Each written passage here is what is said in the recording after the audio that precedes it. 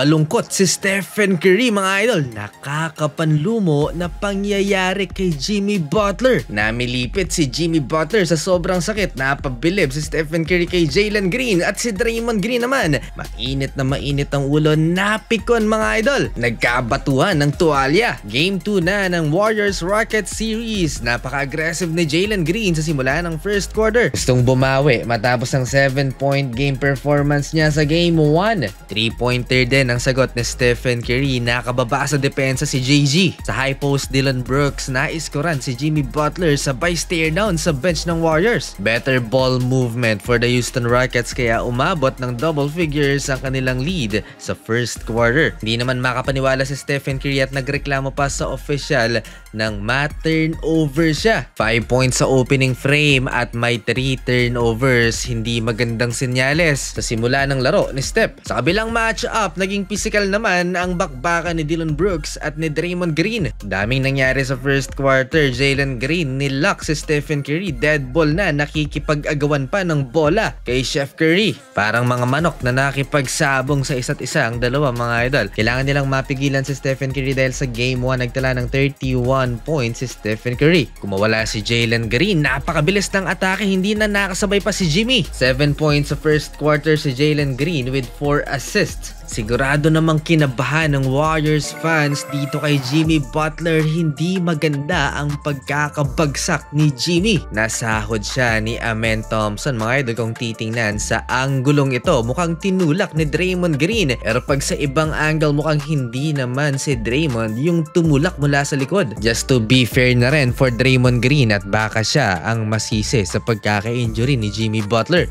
28-18 after the first quarter of action. Lamang ng 10 ang Rockets. Second quarter mga idol, sa kaparehong possession after ng field goal na to, bagsak si Steven Adams sa kamay ni Quentin Post at nagkasikuhan naman si Dillon Brooks at Draymond Green. Nag-step over pa ang rookie sa veteran big man ng Houston. Patuloy ang pananalasa ng Houston Rockets. Umabot na ng 20 ang kanilang lamang. Alperen Sengun and 1 basket at lumabas ang balita mga idol na hindi na makakabalik si Jimmy Butler due to pelvic contusion. Short na ang rotation ng Golden State Warriors. Hindi pa gaanong makapaglaro itong si Brandon Podziemski dahil nilalagnat mga idol na food poison. Kaya naman humugot si Steve Kerr ng isang player mula bench. Pat Spencer at big impact naman so far ang 28 years old guard. 3-point shootout ang nangyari sa last 2 minutes ng second quarter. Stephen Curry back-to-back triple kahit injured pa rin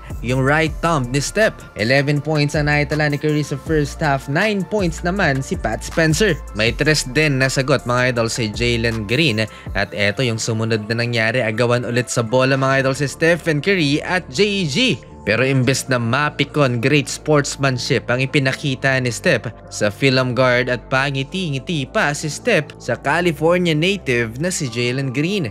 60-46 at the half, lamang ng 14 points ang Houston Rockets. Third quarter, underdog na ang Warriors dahil wala si Jimmy Butler. Parang nawalan ng isang pakpak mga idol ang Golden State. 23 points and counting na for Jalen Green, habang si Stephen Curry todo kayod pa rin mga idol sa opensa ng Warriors. Wala na gaanong traction sa depensa ng Golden State Warriors dahil wala si Jimmy Butler, pero bumawi naman sila sa outside shooting Quentin Post and Draymond Green. Halimo si Jalen Green mga idol, another 3-point basket and he attacks the paint. Kontra pa sa 7-footer na ipasok ang bunk shot na to. Lakas ni JG, hype na hype pa ang bench sa ginawa niya under 1 minute ng third quarter.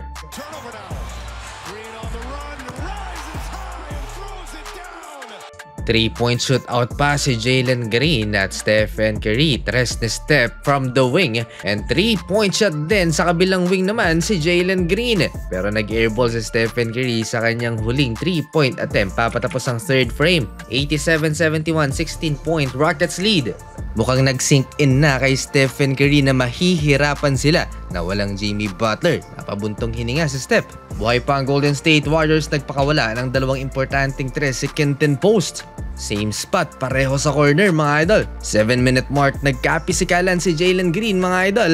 At si Draymond, si Nico niya, si Dre. Todo kantsaw pa ang crowd mga idol dito kay Draymond dahil parang umacting na lang siya na nag-flop sa play na yon. Natawagan pa rin naman ang flagrant penalty foul 1 si Jalen Green at after ng 2 free throws ni Draymond, nagkasagutan pa ang dalawa. Parang ginalit pa ni Draymond si Jalen, nagkasunod-sunod pa ang puntos ni Green mga idol, ang film guard. Masyadong pikon si Draymond Green mga idol sa buong team ng Houston Rockets pati si Fred VanVleet. Ipinatulan na niya, dito nag-escalate ang tensyon. Nawat na si Dre dahil marami na ang sumali mga idol, magkakasuntukan pa yata. Nagkabatuhan mga idol, pinato ng tuwalya ni Tari Eason si Pat Spencer, saktong-sakto. Dahil sa paglobo ng lamang ng Houston Rockets, down the stretch nilabas na si Draymond si Stephen Curry, palamig na ng ulo ang Warriors, tabla na ang series 1-1.